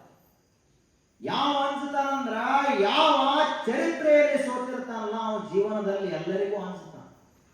ಯಾವ ಸಲಾಮ್ ಹೊಡಿತಾನ ಅಂತ ಕೇಳಿದ್ರ, ಯಾವ ಸ್ವತಃ ತನ್ನ ಮನಸ್ಸಿನ ವಿರುದ್ಧನ ಸೋತಾನಲ್ಲ ಅಂತಹ ಮನುಷ್ಯ ಸಲಾಮ್ ಹೊಡ್ಕೋತ ಅಡ್ಡಾಡಬೇಕಾಗ್ತದೆ. ಆದ್ರೆ ಗುರುಬಸವ ಮಹಾಶಿವಯೋಗಿಗಳವರು ಇಡೀ ಜಗತ್ತೇ ಅವರಿಗೆ ದಾಸ ಆಯಿತು ಹೊರತು ಅವರು ಇಡೀ ಜಗತ್ತಿಗೆ ಮಾಲಕಾರರಲ್ಲ. ಅದಕ್ಕಾಗಿ ಅವರನ್ನು ನಾವು ಇವತ್ತಿಗೂ ಪೂಜಿಸ್ತೀವಿ. ಇಡೀ ಜಗತ್ತಿಗೆ ಒಡೆಯರಾದರು. ರಾಜಯೋಗಿ ಅಂತ ಕರೀತಾರೆ. ರಾಜ ಅಂದ್ರೆ ಎಲ್ಲವನ್ನು ಆಳುವಂಥವ, ಒಡೆಯ, ಮಾಲಕ. ರಾಜಾದಿರಾಜ ಅಂದ್ರೆ ಏನು? ಈ ಎಲ್ಲ ಭೂಮಂಡಲವನ್ನು ಆಳುವಂತಹ ರಾಜರೇನದಲ್ಲ, ಇವರು ಎಲ್ಲರ ಮೇಲೆ ಒಬ್ಬ ಮಹಾರಾಜ ಯಾರು ಅಂದ್ರೆ ಒಬ್ಬ ಯೋಗಿ ಆಗ್ತಾನ. ಅಂಥ ಯೋಗಿಗಳು ಯಾರು ಅಂದ್ರೆ ಗುರುಬಸವ ಮಹಾಶಿವಯೋಗಿಗಳು. ಅವರು ಹೇಳ್ತಾರ, ತಮ್ಮ ಜೀವನದಲ್ಲಿ ಅವ್ರ ಜೀವನದಲ್ಲಿ ಘಟನಾ ನಡೀತದೆ. ಅತ್ಯಂತ ಸ್ಫುರದ್ರೂಪಿಯಾಗಿರ್ತಾರ. ಶರೀರದಲ್ಲಿ ಅಪ್ರತಿಮವಾದಂತಹ ಬಲ ಇರ್ತದ. ಆ ಬಳಿಕ ಒಂದು ದಿನ ಹೀಗೆ ಇರುವಾಗ ಚಲೋ ಜನ 90 ಮಂದಿ ಇದ್ರು, 10 ಜನ ಸ್ವಲ್ಪ ಮನಸ್ಸ ಸರಿ ಇರುವುದಿಲ್ಲ. ಹಂಗ ಏನಾದ್ರೂ ಮಾಡಿ ಈ ಸನ್ಯಾಸಿಯ ವ್ರತವನ್ನು ಭ್ರಷ್ಟ ಮಾಡಬೇಕು, ಈ ಸನ್ಯಾಸಿಯ, ಈ ಸಾಧುವಿನ ಚರಿತ್ರವನ್ನು ಹರಣ ಮಾಡಬೇಕು ಅಂತ ತಿಳಿದುಕೊಂಡು ಊರಿನಲ್ಲಿ ಇದ್ದಂತಹ ಒಬ್ಬ ಮನುಷ್ಯ, ಗಣಪ ಅಂತ ಅವನ ಹೆಸರು.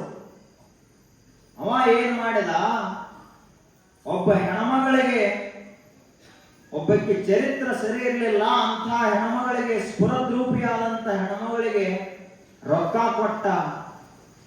ನೀನು ಆ ಗುರುಬಸವರನ್ನ ಕೆಡಿಸಿದಿ ಅಂದ್ರ, ಅವರ ಚರಿತ್ರವನ್ನ ಹರಣ ಮಾಡಿದಿ ಅಂದ್ರ ನಿನಗ ಮೈತುಂಬ ಬಂಗಾರ ಹಾಕ್ತೀನಿ ಅಂತ ಹೇಳಿದ ಬಳಿಕ ಆ ಹೆಣ್ಮಗಳು ಹುಚ್ಚು, ಬುದ್ಧಿ ಇಲ್ಲ. ನೋಡ್ಲಿಕ್ಕೆ ರೂಪ ಅಷ್ಟು ಸುಂದರ ಇದ್ರೆ ಆಯ್ತೇನು? ರೂಪ ಸುಂದರದ ಅಂದ ಬಳಿಕ ಏನೇನೋ ಮಾಡ್ಕೋತ ಹೋಗ್ಬಾರ್ದು. ಅದರಂತೆ ಆಕೆ ಒಂದು ದಿನ ಮಧ್ಯಾಹ್ನದ ಸಮಯದಲ್ಲಿ ಇದೇ ಮಠಕ್ಕೆ ಬಂದು, ನೋಡಿದ್ರು ಯಾರೂ ಇರಲಿಲ್ಲ. ಒಳಗಿನ ಮಠಕ್ಕೆ ಬಂದು ಅಲ್ಲಿಯೂ ನೋಡಿದ್ದು ಶಿವಯೋಗಿಗಳು ಕಾಣಿಸಲಿಲ್ಲ. ಗುರುಬಸವ ಶಿವಯೋಗಿಗಳು ಗುರುಮಠದಲ್ಲಿ ಅವರು ಒಳಗಡೆ ವಾಸ್ತವ್ಯ ಮಾಡ್ತಾ ಇದ್ರು. ಒಳಗಡೆ ಆ ನಂತರ ಆ ಹೆಣ್ಮಗಳು ಬಾಗ್ಲ ಬಡದು ಒಳಗೆ ಹೋದ್ಲು. ಕತ್ತಲೆ. ಆ ಕಡೆ ಈ ಕಡೆ ಹುಡುಕಾಡ್ಲಿಕ್ಕೆ ಪ್ರಾರಂಭ ಮಾಡಿದ್ಲು. ಎಲ್ಲಿಯೂ ಸಿಗಲಿಲ್ಲ. ಈಕೆಯ ಆಭರಣಗಳು, ಕೊರಳಲ್ಲಿ, ಕಾಲಲ್ಲಿ ಏನು ಆಭರಣಗಳನ್ನು ಹಾಕಿದ್ಲಲ್ಲ, ಆ ಶಬ್ದ ಅವರ ಕಿವಿಗೆ ಬಡದು ಶಿವಯೋಗಿಗಳಿಗೆ ಎಚ್ಚರ ಆಯಿತು. ಯಾರು ನೀನು ಅಂತ ಕೇಳಿದ್ರು ಜೋರಾದ ಧ್ವನಿಯಲ್ಲಿ. ಯೋಗಿಗಳ ಒಂದು ಧ್ವನಿ ಅಂದ್ರೆ ಸಾಮಾನ್ಯ ಇರುವುದಿಲ್ಲ, ಅವರಲ್ಲಿ ತಪಸ್ಸಿನ ವಾಣಿ ಇರ್ತದೆ. ಕೇಳಿದಾಗ ಒಮ್ಮಿಂದೊಮ್ಮೆಲೆ ಆ ಹೆಣ್ಮಗಳು ಅಂಜಿಬಿಟ್ಟು, ನಾನು ಈಗ ನನ್ನ ರೂಪ ನಿಮ್ಮ ಸಲುವಾಗಿ ಅದ ಅಂತ ಹೇಳಿದ್ರು. ಹುಚ್ಚಿ ನಡಿ ಹೊರಗ ಅಂತ ಹೇಳಿ ಹೊರಗೆ ಕಳಿಸಿದ್ರು. ಆಕೆಗೆ ಹೇಳಿದ್ರು, ನೋಡವ್ವ, ಈ ಜಗತ್ತಿನಲ್ಲಿ ಯಾರು ಪುಣ್ಯವನ್ನ ಮಾಡಿರ್ತಾರಲ್ಲ ಅಂಥವರು ಮಾತ್ರ ಹೆಣ್ಣು ಮಗಳಾಗಿ ಆದಿಶಕ್ತಿ ಅವತಾರವಾಗಿ ಜಗತ್ತಿನಲ್ಲಿ ಅವತರಿಸ್ತಾರ ಅಂತ ಹೇಳಿದರು. ನೀನು ಪುಣ್ಯ ಮಾಡಿದಿ, ಅದಕ್ಕಾಗಿಯೇ ಹೆಣ್ಮಗಳಾಗಿ ಹುಟ್ಟಿದಿ. ಅಷ್ಟೇ ಅಲ್ಲದೆ ನಿನಗ ಇಡೀ ಜಗತ್ತಿನಲ್ಲಿಯೇ ತಾಯಿಯ ಸ್ಥಾನ ಅದ. ತಂದೆಗಿಂತಲೂ ದೊಡ್ಡ ಸ್ಥಾನ ಯಾರು ಅಂದ್ರೆ ತಾಯಿ. ಆದ್ದರಿಂದ ಹೋಗಮ್ಮ ತಾಯಿ, ಇದೇನು ನಿನ್ನ ತಲೆಯಲ್ಲಿ ಕೆಟ್ಟ ವಿಚಾರ ಬಂದದ, ಇದನ್ನು ತೆಗೆದು ಹಾಕು, ಸರಿಯಾಗಿ. ಆದರೂ ಕೇಳಿಲ್ಲ. ಏನು ಹೇಳ್ತಿ ಸಾಧು ಅಂತ ಅವರು ಮೈ ಮೇಲೆ ಹೋಗಲಿಕ್ಕೆ ಪ್ರಯತ್ನ ಮಾಡಿದ್ದು. ಆಗ ಗುರುಬಸವ ಮಹಾಶಿವಯೋಗಿಗಳವರಿಗೆ ತಪಸ್ಸಿನ ಜ್ವಾಲಾಮುಖಿಯನ್ನ ಯಾವ ನೀರಿನಿಂದಲೂ ಆರಿಸಲಾಕ ಬರುವುದಿಲ್ಲ. ಅದನ್ನು ಸಮುದ್ರವನ್ನೇ ಭೇದಿಸಿಕೊಂಡು ಬರುವಂತಹ ಸಾಮರ್ಥ್ಯ ಜ್ವಾಲಾಮುಖಿಗಿರುತ್ತೆ. ಏನು ಅದನ್ನು ಯಾವ ನೀರು ಆರಿಸುವುದು? ಹಂಗ ಅದಕ್ಕ ಒಂದು ಎಚ್ಚರಿಕೆಯ ಮಾತನ್ನು ಹೇಳ್ತಾರೆ ನಮ್ಮೆಲ್ಲ ಭಕ್ತರಿಗೆ, ಶಿಷ್ಯರಿಗೆ. ಯಾವುದೇ ಒಬ್ಬ ಮಹಾತ್ಮರ ಜೊತೆಗೆ ನಾವು ಎಂದಿಗೂ ಚೇಷ್ಟ ಮಾಡ್ಲಾಕ್ ಹೋಗಬಾರದು. ಯಾಕೆ ಅಂದ್ರ ಅಪ್ಪಿತಪ್ಪಿ ಅವರು ಏನಾದ್ರು ಅಂದ್ರು ಅಂದ್ರ ಅದು ತಪಸ್ಸಿನ ವಾಣಿ, ಋಷಿ ಆಡಿದ ಮಾತು ಹುಸಿ ಹೋಗುವುದಿಲ್ಲ, ಸುಳ್ಳು ಆಗುವುದಿಲ್ಲ ಅದು. ಅದರಂತೆ ಅವರು ಆ ಹೆಣ್ಣು ಮಗಳಿಗೆ ಒಂದು ಶಾಪವನ್ನು ಕೊಟ್ಟರು. ನಿನ್ನನ್ನು ಯಾರು ಇಲ್ಲಿಗೆ ಕಳಿಸಾರಲ್ಲ ಅಂಥವರ ವಂಶ ನಿರ್ವಂಶವಾಗಲಿ.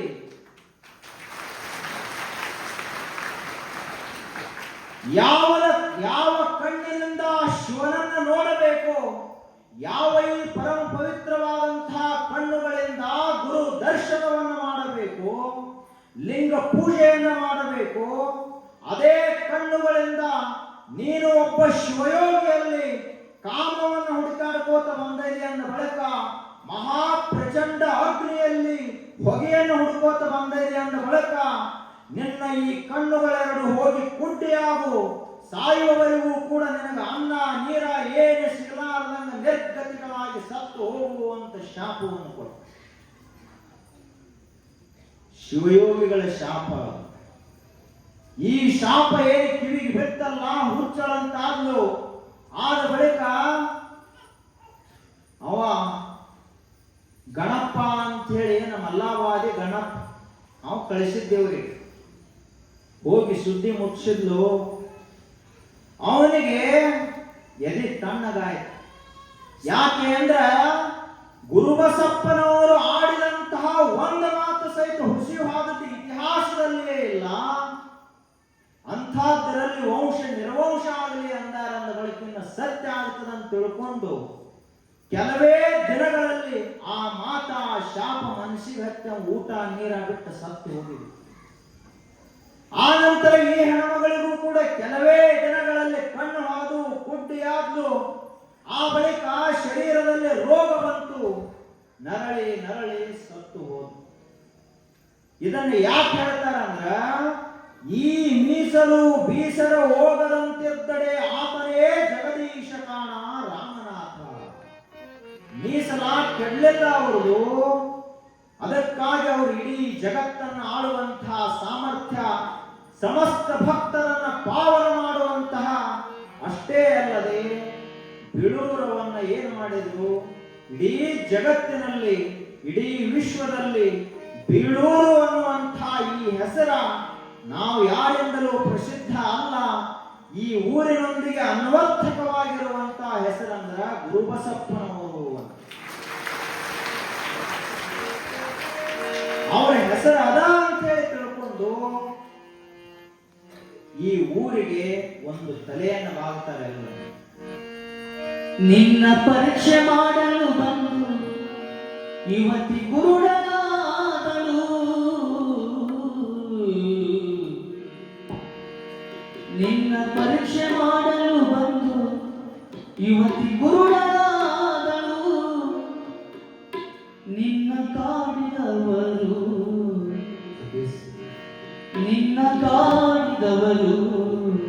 ನಿರ್ವಂಶವಾದರು.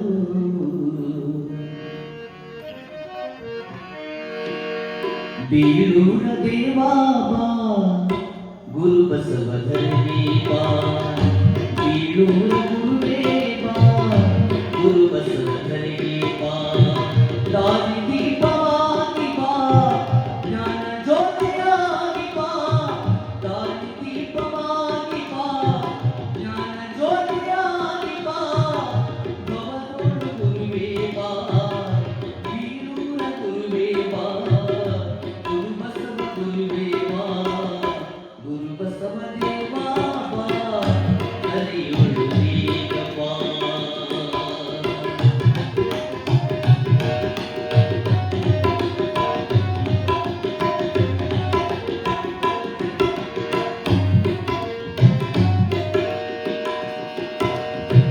ಕಲಬುರಗಿ ಜಿಲ್ಲೆಯ ಅಂಗರಗಿ ಗ್ರಾಮದಿ, ಕಲಬುರಗಿ ಜಿಲ್ಲೆಯ ಅಂಗರಗಿ ಗ್ರಾಮದಿ ಜನಸಿ ಬಂದ ಜಗದೀಶ, ಜನಸಿ ಬಂದ ಜಗದೀಶ ಗುರು ಬಸವೇಶ, ಬೀಳೂರ ದೇವಾ ಬಾ ಗುರು ಬಸವಧರೇಬಾ, ದಾರಿ ದೀಪವಾಗಿ ಬಾ ಜ್ಞಾನ ಜ್ಯೋತಿಯಾಗಿ ಬಾ, ಬರೆಯೋಳು ಬೇಗ ಬಾ ಗುರು ಬಸವ ಗುರುವೇ ಬಾ, ಬೀಳೂರ ದೇವಾ ಬಾ ಗುರು ಬಸವಧರೇಬಾ.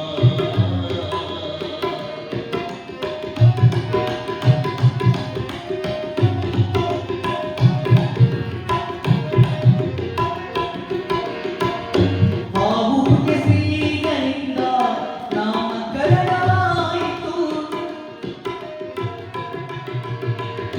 ಹಾವುಗೆ ಶ್ರೀಗಳಿಂದ ನಾಮಕರಣವಾಯಿತು, ನಿನಗೆ ಹೆಸರು ಇಟ್ಟರು, ನಿನಗೆ ಹೆಸರು ಇಟ್ಟರು, ಜಗವಗಳನ್ನು ಬೀಳೂರು ದೇವಾ ಬಾ ಗುರು ಬಸವಧರೇಬಾ.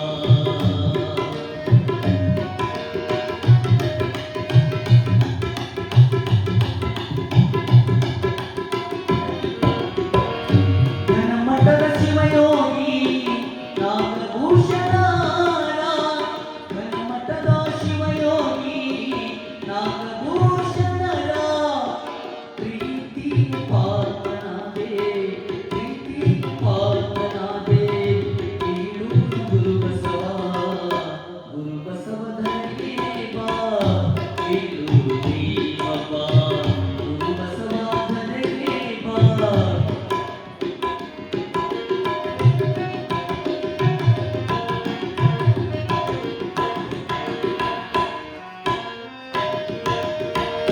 ಘನಮಠದ ಶಿವಯೋಗಿ ವಾಣಿಯನ್ನು ನುಡಿದರು, ಘನಮಠದ ಶಿವಯೋಗಿ ವಾಣಿಯನ್ನು ನುಡಿದರು, ಸಂಕಗ್ರಾಮ ಹೋಗೆಂದು, ಸಂಕಗ್ರಾಮ ಹೋಗೆಂದು ಗುರು ಬಸವ ನೀನೆಂದು, ಬೀಳೂರು ದೇವಾ ಬಾ ಗುರು ಬಸವಧರೇಬಾ, ದಾರಿ ದೀಪವಾಗಿ ಬಾ ಜ್ಞಾನ ಜ್ಯೋತಿಯಾಗಿ ಬಾ, ಬರೆಯೋಳು ಬೇಗ ಬಾ ಗುರು ಬಸವಧರೇಬಾ, ಬೀಳೂರು ಗುರುವೇ ಬಾ ಗುರು ಬಸವಧರೇಬಾ.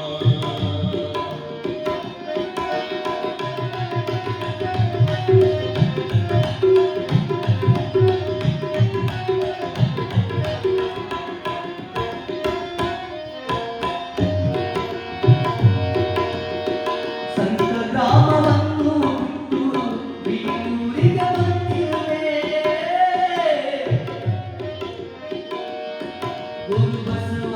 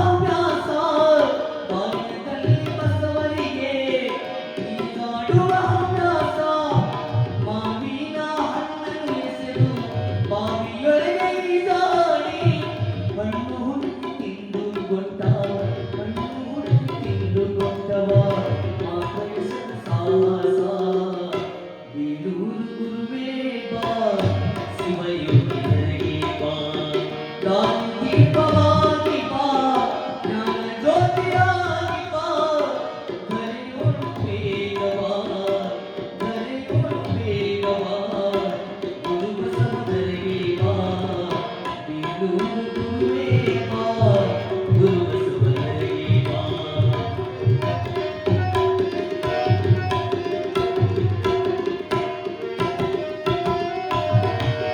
ನಿನ್ನ ಪರೀಕ್ಷೆ ಮಾಡಲು ಬಂದ ಯುವತಿ ಕುರುಡನಾಗಲು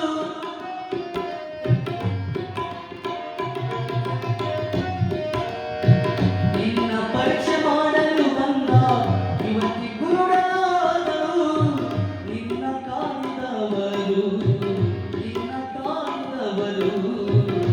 ನಿರ್ವಂಶವಾದರು ಬೀಳೂರ ಯೋಗಿ ಬಾ ಗುರು ಬಸವಧರೆಗೆ ಬಾ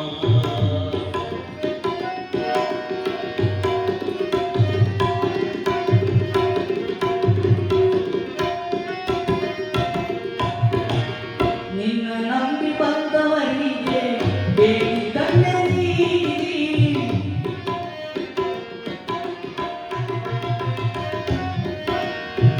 ನಿನ್ನ ನಂಬಿ ದುಡಿದವರಿಗೆ ಬೇಡಿ ಕಣ್ಣೆ ನೀಡಿ ಸಾಕ್ಷಾತ್ ಶಿವನೇ ಸಾಕ್ಷಾತ್ ಶಿವನೇ ಬೀಳೂರು ಬಸವಾನಿ ಬೀಳೂರು ಗುರುವೇ ಬಾ ಶಿವಯೋಗಧರೆಗೆ ಬಾ ದಾರಿ ದೀಪವಾಗಿ ಬಾ ಜ್ಞಾನ ಜ್ಯೋತಿಯಾಗಿ ಬಾ ದಾರಿ ದೀಪವಾಗಿ ಬಾ ಜ್ಞಾನ ಜ್ಯೋತಿಯಾಗಿ ಬಾ ಧರೆಯೋಳು ಬೇಗವಾ ಧರೆಯೋಳು ಬೇಗವಾ ಗುರು ಬಸವಧರೆಗೆ ಬಾ ಬೀಳೂರ ಗುರುವೇ ಬಾ ಗುರು ಬಸವಧರೆಗೆ ಬಾ ಬೀಳೂರ ಯೋಗಿ ಬಾ ಗುರು ಬಸವಧರೆಗೆ ಬಾ ಗುರು ಬಸವಧರೆಗೆ ಬಾ ಗುರು ಬಸವಧರೆಗೆ ಬಾ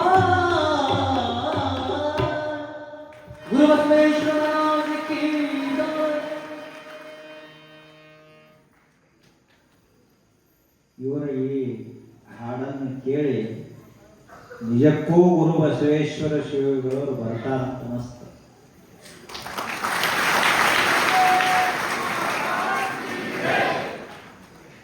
ಎಲ್ಲರೂ ಹಾಕಿರ್ಲ ಜೈಕಾರ.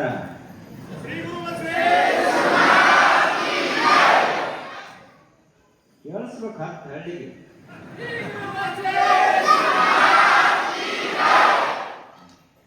ಈಗ ಸ್ವಲ್ಪ ಊಟ ಮಾಡಿದಂಗೆ ಅನ್ಸುತ್ತೆ.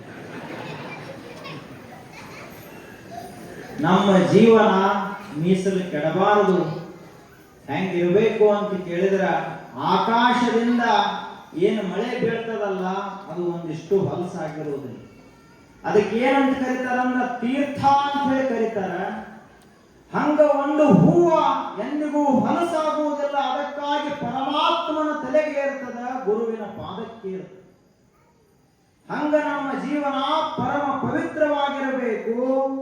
ಯಾರಂತೆ ಅಂದ್ರ ಗುರುಬಸವ ಮಹಾಶಿವಯೋಗಿಗಳವರಂತೆ ನಮ್ಮ ಜೀವನ ಪವಿತ್ರವಾಗಿರಬೇಕು. ಅಷ್ಟೇ ಅಲ್ಲದೆ ಯಾರ್ಯಾರು ಅವರ ಮೇಲೆ ಅಪಾರ ಶ್ರದ್ಧೆಯನ್ನಿಟ್ಟಾರಲ್ಲ, ನಿಸ್ಸಂಶಯವಾಗಿ ಅವರ ಮನಸ್ಸ ಸ್ವಚ್ಛ ಆಗೇ ಆಗ್ತದಂತೇಳಿ ದಾಸಮಯ್ಯನವರು ಹೇಳ್ತಾರೆ. ಆದ್ದರಿಂದ ನಾವೆಲ್ಲರೂ ಕೂಡ ದಾಸಮಯ್ಯನವರಂತಹ ಪರಮ ಪವಿತ್ರ ಜೀವನವನ್ನು ಸಾಗಿಸೋಣ. ಏನಾದರೂ ಚಟಾಪಟ ಮಾಡುತ್ತಿರ್ತೀವಿ. ಚಟ ಅಂದ್ರ ಇಲ್ಲಿ ಕಡೆ ಗದ್ದಿಗೆ ಬಂದು ನಮಸ್ಕಾರ ಮಾಡಿ ಹೋಗುವುದು, ಹೊರಗಿದ್ದಾಗ ಅದಕ್ಕೇನಾಗ್ತೇಳ ಅಂತ ಹೇಳಿ ತುಸು ತಂಬಾಕು ತಿಕ್ಕಿ ಬಾಯಾಗಿ ಇಟ್ಕೊಳ್ಳು. ಮತ್ತೆ ಹೆಂಗ್ ಪವಿತ್ರ ಆಗಬೇಕು ಜೀವನ? ಈ ನಾಲಿಗೆ ಈ ಬಾಯಿಯನ್ನ ಪರಮಾತ್ಮ ಯಾಕೆ ಕೊಟ್ಟಾನಂದ್ರ ಬರೇ ತಂಬಾಕು ತಿಲ್ಲ ಕೊಟ್ಟಿಲ್ಲ, ಮಂತ್ರವನ್ನು ನುಡಿಯುವ ಸಲುವಾಗಿ ದೇವರ ನಮಗೆ ಬಾಯಿಯನ್ನು ಕೊಟ್ಟ.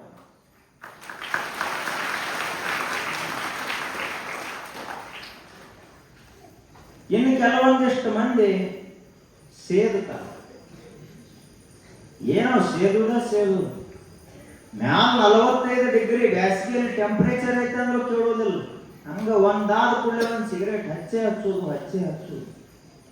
ಹಿಂಗಾದ್ರೆ ನಮ್ಮ ಜೀವನ ಮೀಸಲ ಕೆಟ್ಟು ಹೋಗಿ ಬಿಡ್ತದ, ಸುಟ್ಟು ಹಂಗಾಗಬಾರ್ದು. ಇನ್ನು ಕೆಲವೊಂದಿಷ್ಟು ಜನ ಇಸ್ಪೇಟ್ ಆಡ್ತಾರೆ. ಅದು ಕೈ ಕೆಟ್ಟಿತಂತ, ಕೈ ಮೀಸಲು ಕೆಟ್ಟಿತು ಅಂತದರ ಅರ್ಥ. ಅದಕ್ಕೆ ಹಂಗಾಗಲಾರದೆ ಆ ಎಲ್ಲಾ ಚಟಗಳನ್ನ ತಾವೆಲ್ಲ ಎಲ್ಲಿಗೆ ತಂದು ಹಾಕುವುದು ಅಂದ್ರ ಪೂಜ್ಯ ಗುರುಬಸವ ಮಹಾಶಿವಗಳ ಪಾದ ಪದ್ಮಗಳಿಗೆ ಅದನ್ನು ಅರ್ಪಿಸಿ ಬಿಡ್ರಿ. ಇವತ್ತಿನಿಂದಲೇ ನಿಮ್ಮ ಜೀವನ ನಿಜಕ್ಕೂ ಮೀಸಲ ಜೀವನ ಆಗುತ್ತದೆ. ಮೀಸಲ ಜೀವನ. ಹಾಗ ನಾವೆಲ್ಲರೂ ಜೀವನವನ್ನ ಕಳೆಯೋಣ. ನಮ್ಮೆಲ್ಲರ ಜೀವನ ಗುರು ಕೃಪೆಯಿಂದ, ಬಸವಣ್ಣನವರ ಆಶೀರ್ವಾದದಿಂದ, ಗುರುಬಸವ ಮಹಾಶಿವಯೋಗಿಗಳವರ ದಿವ್ಯ ಕೃಪಾಶೀರ್ವಾದದಿಂದ ಪಾವನವಾಗಲಿ, ಜೀವನ ಮಂಗಲಮಯವಾಗಲಿ ಅಂತ ಹೇಳ್ತಾ ಇವತ್ತಿನ ಸತ್ಸಂಗ ಇಲ್ಲಿಗೆ ಸಂಪನ್ನಗೊಳ್ಳುತ್ತದೆ. ಬೆಳ್ಳೂರ ಗುರುಬಸವೇಶ್ವರ ರಾಜರವರು ಹಾಗೂ ನಮ್ಮ ಈ ಮಠದ ಉತ್ಸವಾಧಿಕಾರಿಯಾದಂಥ ಪೂಜ್ಯರ ಒಂದು ಕೈಲಿ ತೆಗೆದಂತಹ ಚಿತ್ರವನ್ನ ಆ ತಂಗಿ ಇಲ್ಲಿ ಅರ್ಪಿಸಲಿಕ್ಕೆ ಪೂಜ್ಯರಿಗೆ ಅರ್ಪಿಸಿದ್ದಾರೆ. ಪೂಜ್ಯರು ಅದನ್ನು ಸ್ವೀಕರಿಸಬೇಕಾಗಿ ನಮ್ಮ ವಿನಂತಿ. ಅಮೃತ ಗುರುಬಸು ಗೆಜ್ಜಿ, ಅಮೃತ ಗುರುಬಸು ಗೆಜ್ಜಿ ಈತಳು ತನ್ನ ಸ್ವಂತ ಕೈಯಿಂದ ಪೂಜ್ಯರ ಒಂದು ಚಿತ್ರವನ್ನು ತೆಗೆದಿದ್ದಾರೆ. ಪೂಜ್ಯರನ್ನು ಸ್ವೀಕರಿಸಬೇಕಾಗಿ ನಮ್ಮ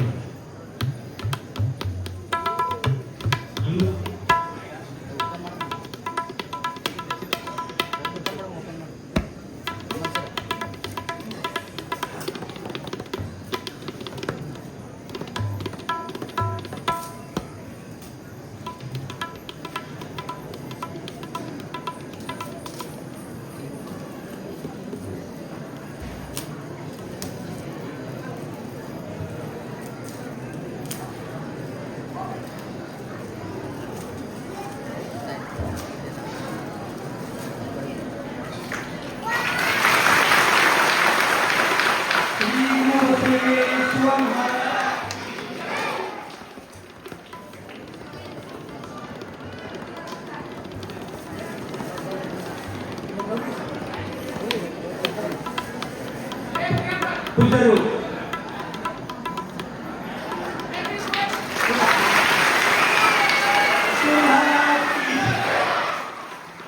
ಪೂಜ್ಯರು ಆಶೀರ್ವಾದ ಮಾಡಬೇಕಾಗಿ ಸದರಿ ಚಿತ್ರವನ್ನು ತೆಗೆದಂತ ಭಕ್ತಿ ಸೇವೆ ಮಾಡಿದಂತ ಸದ್ಭಕ್ತರು ಅಮೃತ ಗುರುಬಸು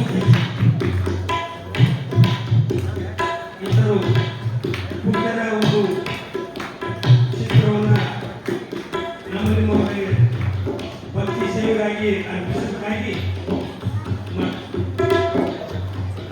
ಹಿನ್ನೆಲೆ